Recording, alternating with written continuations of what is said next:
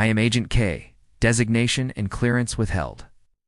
What follows is my unfiltered account, as recorded during and after Operation Archival Reach. All timestamps approximate. Memory may have shifted under anomalous exposure.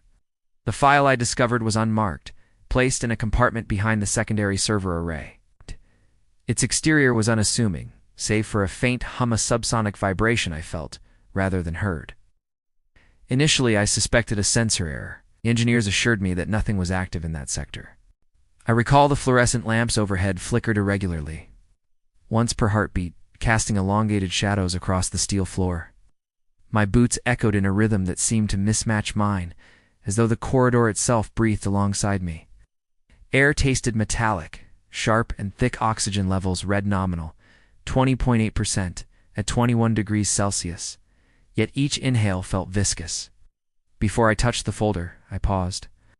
Something in the hum suggested observation. Deliberate, patient. My training screamed rational, ignore sensation. Record, proceed. But instinct told me otherwise. Opening the file, the first page was standard. Mission logs, technical schematics, operational clearances. But subsequent pages contained irregularity symbols that should not exist. Glyphs overlapping binary code ink that shimmered under no known wavelength. I felt a shift. The room's geometry subtly warped. Angles bent beyond construction tolerances, and the shadows seemed to pulse with intent. A low chanting, almost imperceptible, threaded through the hum, as though voices whispered my name from the walls themselves. I recalled my briefing, no anomalies reported. Yet here before me, the line between operational reality and something else, something patient and indifferent, blurred. My hands were steady. My mind catalogued evidence. But the sensation lingered, that the file, the vault, the air itself, had always been waiting for someone like me. I replaced the folder and exited. Nothing overt occurred. Security cameras recorded only empty corridors, normal lighting, routine duty. Yet, as I departed Sublevel 3, I could not shake the certainty that the shadows had noticed me. That they waited. That the file was only the beginning.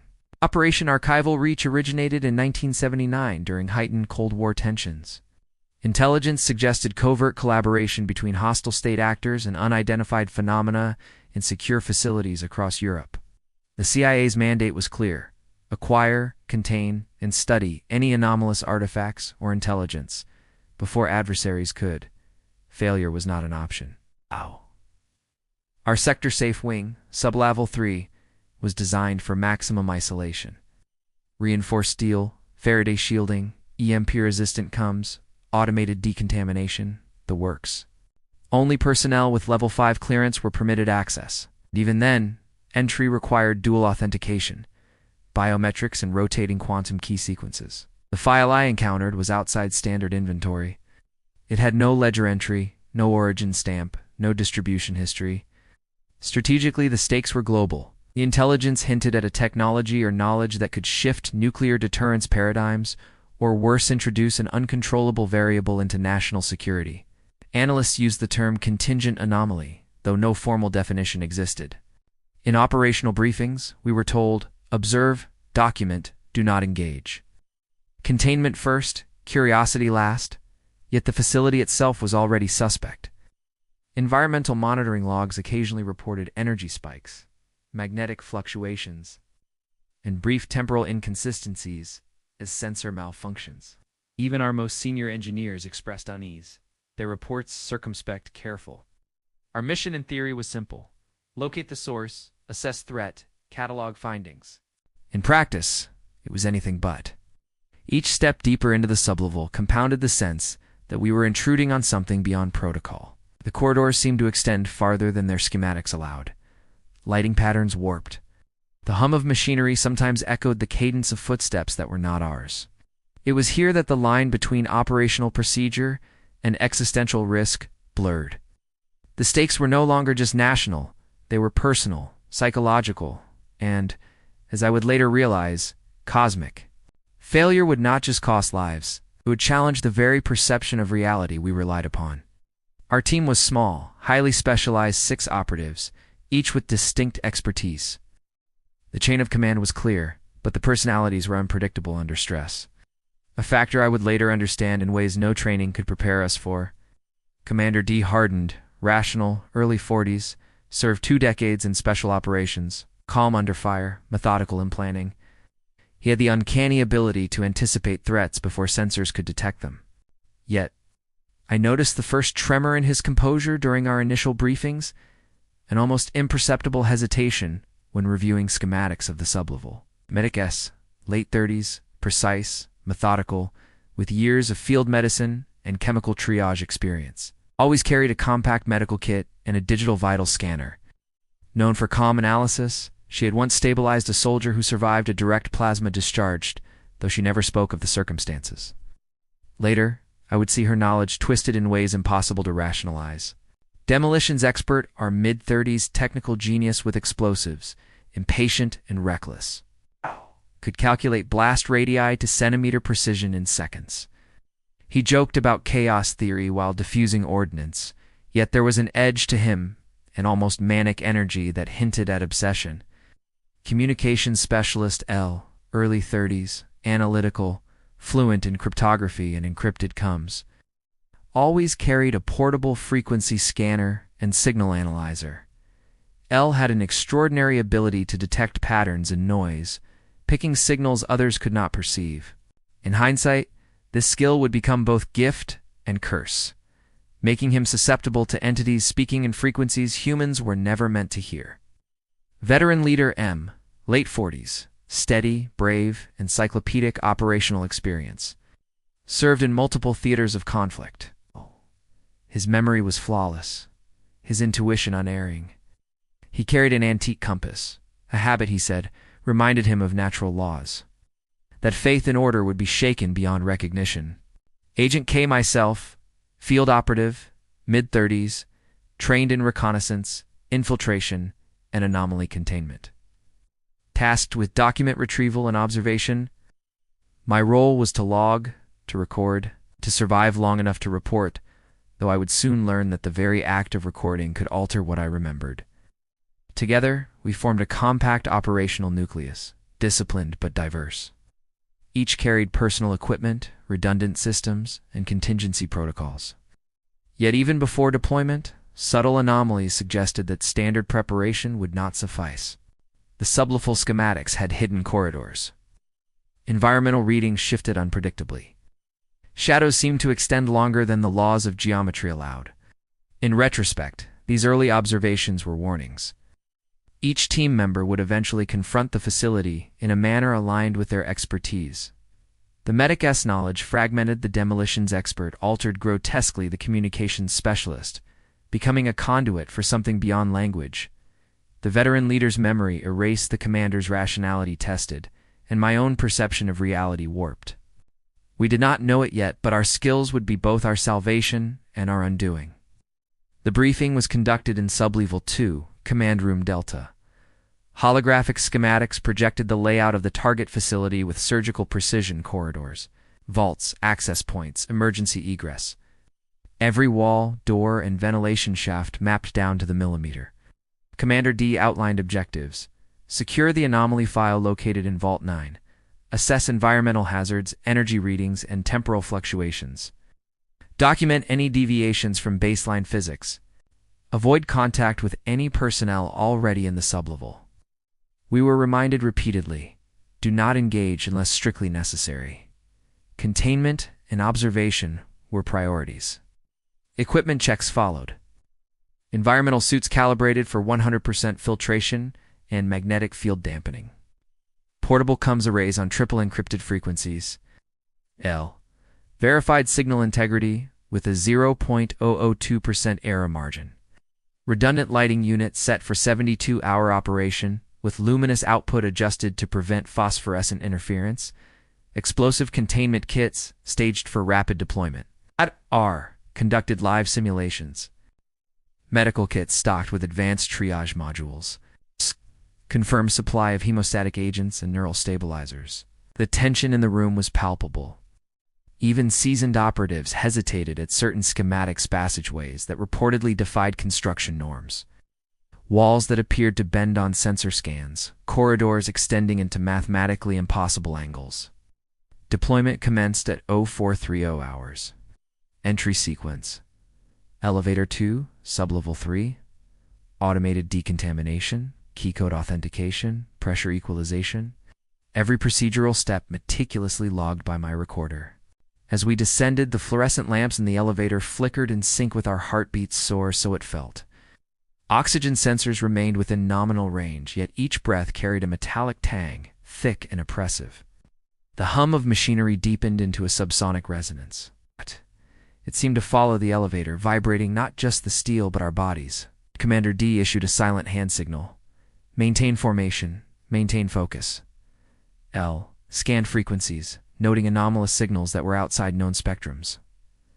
R SHNs twitched near the demolition kit, sensing instability in the surrounding space. Even S adjusted her vitals scanner repeatedly, as though the very air was corrupting measurements. By the time we reached the sublevel, the atmosphere had shifted. Corridors appeared longer than schematics indicated. Shadows pooled where none should exist.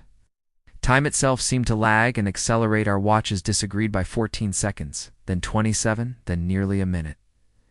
It was a subtle unease at first. Rational explanations lingered: sensor error, fatigue, low light. But a pattern emerged, one that would only reveal its full horror once we crossed the threshold into Vault 9. We stepped out of the elevator. Silence fell. The sublevel seemed to inhale, as if anticipating our next move. The corridor ahead stretched farther than schematics allowed, lights receding like stars in a warped sky. Each step our boots made echoed unevenly, sometimes faster, sometimes slower than expected. My suit's sensors confirmed no structural anomaly, yet the visual field suggested otherwise. Commander D laid hand lightly on the grip of his sidearm. His expression betrayed nothing, yet I caught the faintest narrowing of eyes when shadows pooled around corner bends. Behind him, Medix adjusted her vital scanner repeatedly. The device flickered, displaying pulses that could not exist, rhythms that seemed to anticipate our steps. Demolitions expert hummed softly, almost unconsciously, counting steps, analyzing wall thickness with a handheld scanner. The readings oscillated, fluctuating between plausible values and impossible results. At one point, the walls appeared to breathe slight undulations synchronized with his scanning hum. He paused, muttering something inaudible, then pressed forward. Communications Specialist L carried the portable frequency analyzer, its small speaker occasionally emitting faint tones, half static, half musical chord. At first I assumed interference, but then the tones resolved into whispers: my name, RS name, the commander's name. Whispered, deliberate, patient. He froze, hands trembling as he recalibrated the device. It's not coming from the facility. It's coming through it, he said quietly. We reached the first junction. The map indicated a right turn, 14 meters to Vault 9. As we turned, the corridor lengthened unexpectedly. The flickering lamps cast elongated, impossible shadows. Our own reflections seemed delayed, lingering a fraction of a second behind movement. Time, linear, dependable variable, was now uncertain. S whispered, air pressure readings are inconsistent. Suit sensors show nominal, but the chest feels like it's being compressed. She paused to place a hand over her chest, eyes wide. I felt it too. A subtle tightening, a low-frequency vibration resonating through bone and muscle. RS scanner beeped violently as he approached a junction. The walls appeared scratch-deep gouges and geometric impossibilities. Not in the schematics, he muttered, running a gloved hand along the surface. For a moment, the scratches moved under his fingertips, pulsing like living veins, recoiled, and I noted the faint metallic temps in the air intensify. L stopped mid-step, staring at a wall. The analyzer emitted a sustained tone. The shadows on the wall shifted, forming symbols, triangles, spirals, glyphs that were not part of any human language. They're reading us, he whispered, responding to our presence. Commander D signaled forward. Focus objective first. But as we advanced, even rationality began to fray. Doors that should have opened refused. Panels displayed incomprehensible sequences. The floor seemed to ripple faintly beneath our feet. At one point, I glanced back. The corridor behind us had vanished, or at least no longer aligned with the one we had traversed. The air shimmered.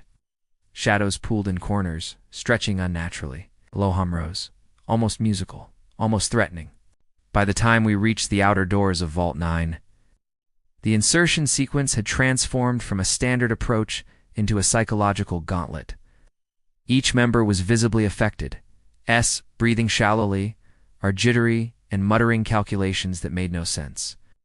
L, staring blankly at frequencies only he could hear. Even Commander D, the epitome of stoicism, exhaled sharply and checked his watch multiple times, watch hands ticking erratically. We were at the threshold.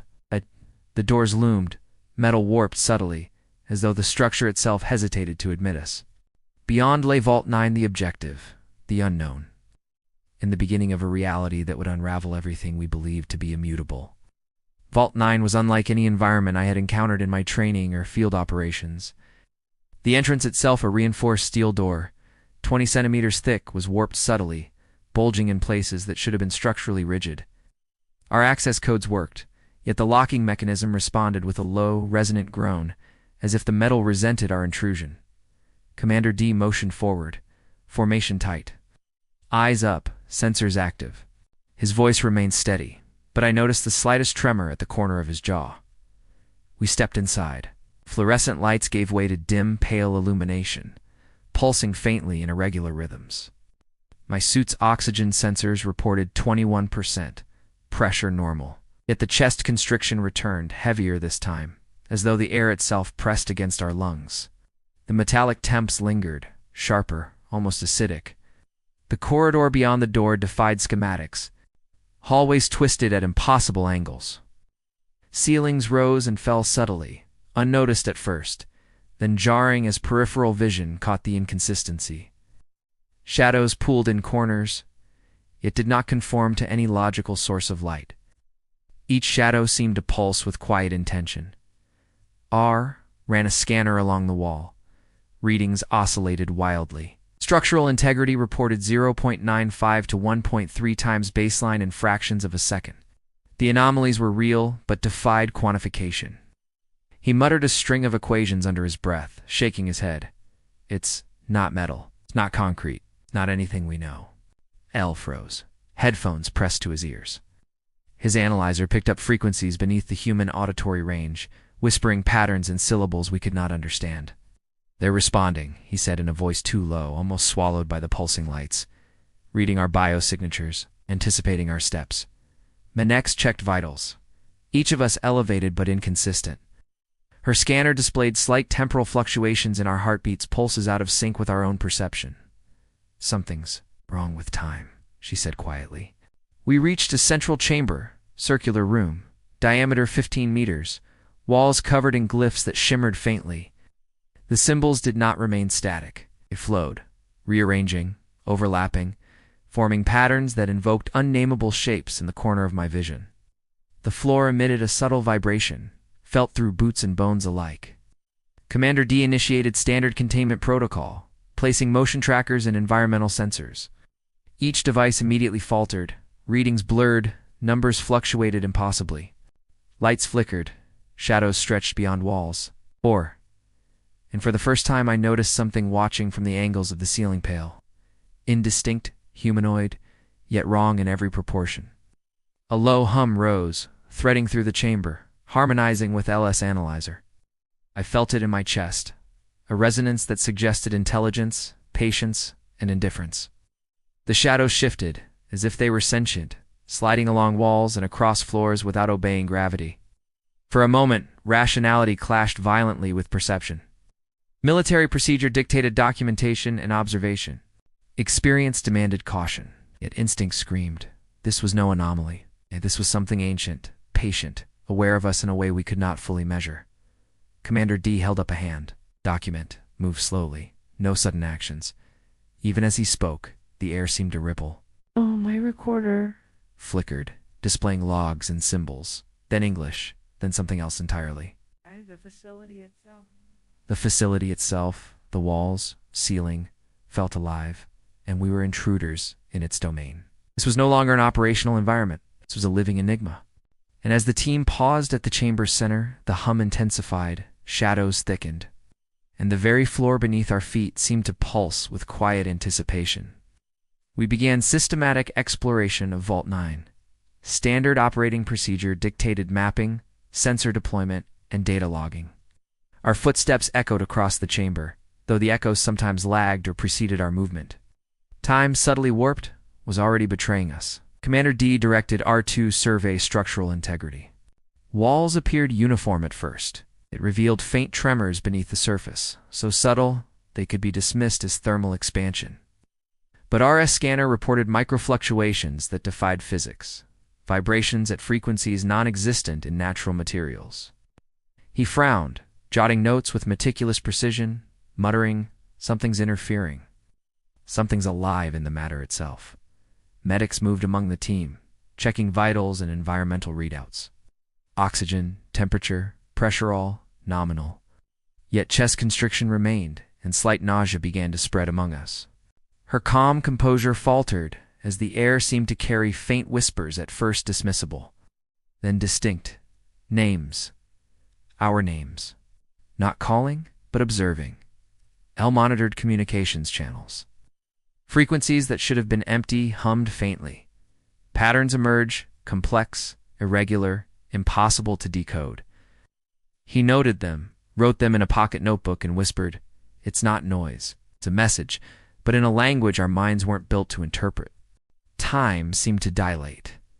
A second stretched into minutes, shadows lagging, light bending around the form. I tried to record it. My camera flickered violently. The file stream became corrupted. Symbols flowed over the video, shifting like liquid text impossible to read. Every attempt at rational documentation failed. Then a name whispered clearly, intelligibly, in the same hum that reverberated through the room. My name, and not overcomes, not by voice, not even arid, resonated in thought itself. We retreated, stepping backward cautiously. The entity mirrored every movement, maintaining its patient observation. No attack, no aggression, only awareness, computation, and the quiet knowledge that we were intruders in its domain. Even as we left the chamber, each of us knew the rules had changed. Rationality no longer applied. Protocols were irrelevant. Vault 9 and its inhabitant were beyond comprehension, patient and eternal. Our mission, the file. The retrieval was now secondary to the simple act of maintaining awareness, survival, and sanity. By the time we left the entity's chamber, Vault 9 had shifted completely. Corridors no longer followed our prior path. Walls warped subtly, but perceptibly. Angles became non-Euclidean, folding upon themselves in ways that defied comprehension. Our instruments failed. Entirely motion trackers spun wildly. Cameras displayed glyphs instead of imagery, and compasses oscillated without direction. R, the demolitions expert, was first to show drastic change. His precise calculations, once unwavering, had become erratic. He muttered sequences of numbers and equations that made no sense, sometimes in reverse, sometimes in languages none of us recognized. When he handled explosives, they did not detonate predictably. A charge meant to neutralize a containment panel warped, failing to ignite where intended, or igniting in midair before reaching the target. He laughed suddenly, a dry, hollow sound. "It's rewriting the rules," he whispered. "We are variables now." Memetics felt her knowledge fragment. Vitals readings became incomprehensible. She could no longer rely on her equipment. Her hands shook as she tried to stabilize RS panic-induced irregular heartbeat. She muttered unfamiliar names of chemical compounds, some archaic, some alien. "It's rewriting centuries of science in my head," she admitted quietly, voice trembling. "I know things I shouldn't, and forget things I need." L, our communications specialist, became a conduit. The frequencies he monitored intensified, saturating his mind. He began speaking in tones that were no longer human static, musical intervals, glyphic intonations. When we tried to halt him, he paused, confused. I don't speak. It speaks through me," he admitted. Each transmission he emitted seemed to affect the shadows, which rippled and twisted in direct response. Commander D, though steadfast, began questioning the environment itself. Hallways stretched and looped under his gaze. Doors relocated spontaneously. His calculations of distance and time failed. He checked his watch repeatedly, yet elapsed time diverged wildly from real-world metrics. He spoke rarely now, voice tight, issuing short directives to maintain cohesion, though each command was tempered by visible doubt. Veteran leader M displayed subtler effects. His memory began to fracture. At first, minor lapses what floor we were on, the sequence of rooms, but then entire sequences of previous missions became inaccessible. He asked repeatedly if certain corridors existed, seemingly confused by records we had documented. When pressed, he insisted the sublevel was empty, yet the glyphs and shadows remained visible only to others. I observed all of this and recorded meticulously. My own perception fluctuated. Shadows extended longer than physics allowed. Sounds resonated with anticipation. Walls bent subtly, as though anticipating our route. Even my recorder displayed corrupted logs, symbols overlaid on English text, rewriting the testimony as I documented it. Vault 9 was no longer merely a facility, it was an organism more, a computational system processing our presence, altering reality in response to our actions. Each anomaly corresponded to a team member interacting with their expertise, fears, and knowledge. The entity we had first encountered observed silently, patient, letting the sublevel itself become the instrument of alteration. By the end of this escalation, cohesion was near collapse. Team members responded inconsistently, acting according to altered perception rather than protocol. Shadows flitted across ceilings independently of light, corridors twisted mid-step, and time's flow became erratic. Rationality, training, and operational discipline had no effect against a force that manipulated the very framework of perception and physics. The team was no longer fully themselves. Each had been subtly rewritten, altered to the facility's purpose. Survival depended not on skill, but on endurance, observation, and the hope that the entity's patience would allow our presence to continue, at least temporarily. The chamber beyond the twisting corridor was unlike anything we had seen Vault 9's central nexus. Walls radiated glyphs in cascading patterns, shimmering with an energy that felt alive. Shadows pooled and stretched independently, some forming humanoid silhouettes, others geometric, impossible.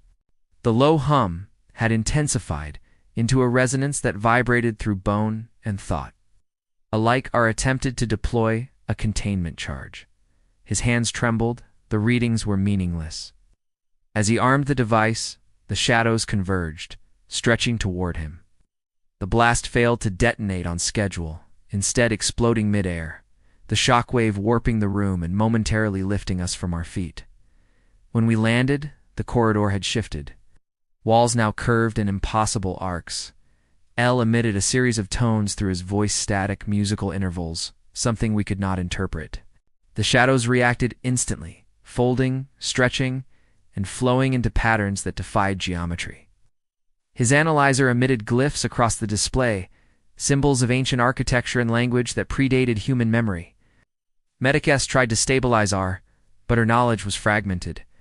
She applied treatments that should have worked, but failed or induced new, inexplicable symptoms. The low-frequency hums seemed to synchronize with our pulses. Each heartbeat felt observed, catalogued, modified. Commander D barked orders, but even his rationality faltered. Hallways twisted and folded mid-step. Doors disappeared, reappeared, or led to other locations entirely. He gestured toward the vault's center, trying to maintain formation, but we were already disoriented. Our perception no longer matched reality. The entity revealed itself fullier, at least a larger presence than before. Its form extended along the chamber, an undulating silhouette, simultaneously humanoid and impossible. Pale, featureless, its limbs extended and folded in angles our minds could not compute. It did not attack, yet the pressure it exerted, psychological, temporal, spatial, was overwhelming. I reached for my recorder. Symbols overlaid English text, rewriting observations even as I documented them. Schlag seemed incomplete, transformed by forces beyond comprehension. A surge of air displaced us. Shadows twisted violently, merging with our reflections. Time fractured. Seconds stretched into minutes, then collapsed, folding back on itself. We saw past events overlapping present, Corridors we had already traversed appeared ahead, RS scanning sequence repeated like a recording, and whispers threaded through our minds, our own names repeated, distorted, echoing. The breach was complete. Vault 9, the entity, and ourselves now interacted as one system. Every action we took generated a response, each perception altered by the facility's patient intelligence. No command, no calculation, no procedure could regain control. In that moment, survival became simple. Do not provoke, do not resist, document when possible, and move cautiously. Rationality was a relic. The only certainty was observation, endurance, and awareness of the entity's patience. It did not need to destroy us. It could wait. And yet every step, every heartbeat, every thought we had was catalogued. By the end of the climax, Vault 9 had rewritten us subtly, preparing the team for extraction, yet leaving the impression that our experience was a fragment of a larger, incomprehensible process. Retreat from Vault 9 was no longer a simple reversal of our insertion. Corridors had reconfigured. Doors led to impossible angles. Hallways looped upon themselves, sometimes doubling back, sometimes stretching into infinite darkness. Shadows flitted at the edge of vision, independent of any light source. Commander D signaled forward, insisting on a structured withdrawal. Yet every step felt delayed, every movement resisted by the very geometry of the facility. Our watches disagreed violently. What should have been minutes of descent became 14 hours underground, though the surface chronometers indicated less than 20 minutes. R clutched his scanner, muttering sequences that made less and less sense. His precision, once near perfection, had become chaotic. Every corridor we passed warped subtly, as if the facility anticipated our retreat, feeding on our awareness, reshaping the space to mirror fears we had not yet articulated. L moved beside us, emitting a low tone unintelligible to anyone but himself. The vibrations interacted with shadows. Walls pulsed faintly in response. I realized then that he was no longer simply a communications specialist. He had become an instrument, a conduit through which Vault 9 manipulated perception. Monica struggled with her equipment. Readings fluctuated wildly. Vital sensors indicated pulses and respirations outside human norms. She attempted to administer triage, yet her knowledge fractured and rewritten, offered guidance from centuries past and worlds that should not exist. The corridor opened briefly into a chamber filled with metallic air and impossible colors. Walls shimmered in hues unseen. Ow. And the floor reflected patterns that did not align with the ceiling. Shadows fell at contradictory angles. Reflections moved independently of our bodies. For a moment I thought we had left Vault 9 entirely, yet nothing in this world obeyed the rules we knew. Time stretched further. Steps that should have taken seconds expanded to hours, and yet the surface clock told a story of mere minutes. Each heartbeat resonated with the facility, each breath catalogued. Rationality had little place here. Garance became the only metric that mattered. Commander D finally halted the team, motioning toward a partially visible exit. Slowly watch the angles. Document if possible. We moved cautiously, shadows clinging to us like sentient appendages, corridors folding as if aware of our panic. By the time we reached what seemed to be the final access point, the full weight of distortion became clear. Vault 9 had not merely altered our perception. It had rewritten the environment itself to reflect both time and psychological states, yet the exit stood open, patient, as if waiting for us to finish observing ourselves unravel. We stepped through the threshold. We emerged from Vault 9 into the extraction point, yet the world outside felt alien. The desert air, what should have been desert air, was thick, metallic, tasting faintly of ozone. Shadows fell at impossible angles, doubling and fracturing, moving independently of light. The sun's position seemed wrong, stretched across the sky in unnatural arcs. R was first to manifest a physical alteration. His left arm had vanished, cleanly severed. No blood, no pain, no trace of trauma beyond the empty sleeve. He stared at it in disbelief, attempting to move it, yet it remained gone. He whispered something incomprehensible. Numbers and sequences that made no sense to anyone but him. L spoke, but the sound was no longer human. His voice had transformed into electronic tones, static pulses, and musical intervals. Every word he emitted resonated unnaturally, interacting with shadows as if commanding them. Attempts to communicate in English failed. Comprehension required listening with thought, not ears. Minex tried to assess injuries, but her medical knowledge was scrambled. She referred simultaneously to archaic procedures, futuristic remedies, and species not of this planet. Each attempt to stabilize a patient caused further confusion, yet she pressed on, adapting to guidance that existed beyond linear time. Commander D remained composed, yet his perception of reality had been subtly fractured. Time, distance, and orientation now shifted unpredictably in his mind. He recalibrated constantly, checking watches and compasses, but each reading conflicted with the next. Rational thought remained, but he now navigated a world that had become a fractal labyrinth. Veteran leader Ms. Memory had been altered entirely. When asked about the mission, he insisted the facility had been empty, that we had merely conducted a routine sweep. Yet the corridor's glyphs and shadows were visible to the rest of us. His confidence remained intact, but it was a hollow shell, emptied of knowledge that could contradict official narratives. I observed and documented each change meticulously.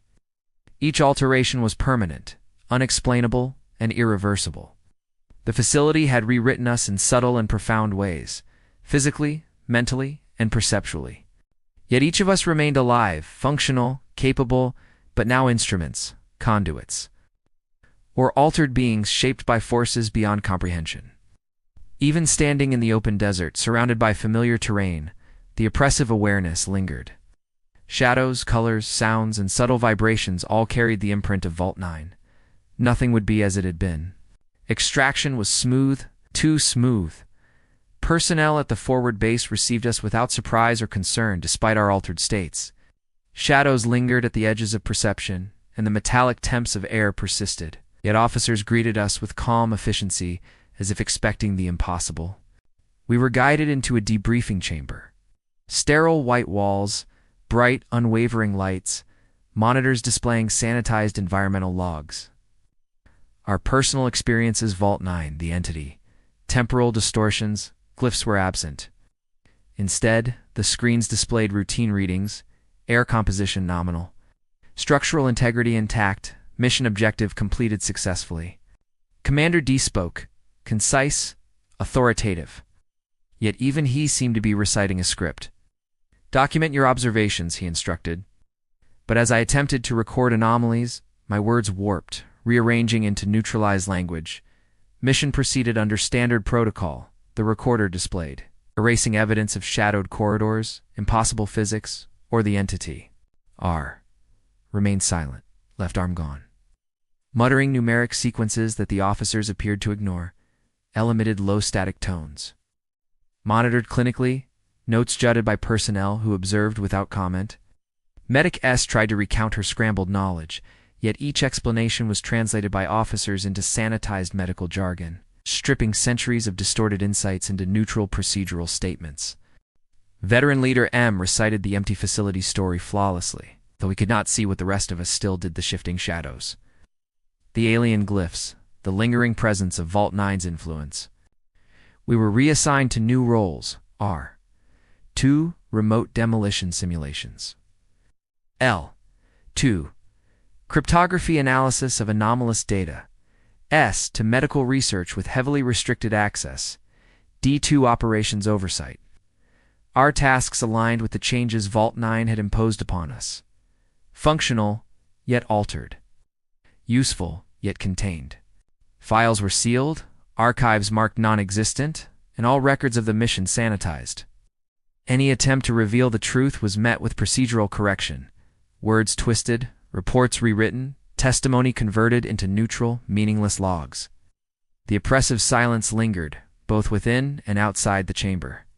The entity's influence had extended beyond Vault 9 itself, ensuring not only our alteration, but the suppression of knowledge. Reality, as presented by command, no longer matched what we had experienced. I left the debriefing room with the understanding that our story, as we perceived it, would never reach the world. The base, the personnel, the protocols, they were all instruments in the erasure, shaping perception, ensuring that Vault 9 remained inaccessible in memory and record. And yet, in the periphery, shadows continued to move independently. Hints of metallic air, Impossible angles and subtle hums followed us. No one else seemed to notice. We had survived.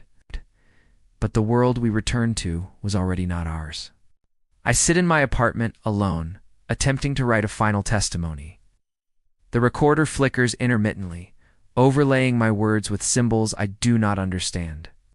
Shadows move independently along the walls, occasionally sprouting extra limbs, stretching across the room with subtle patience.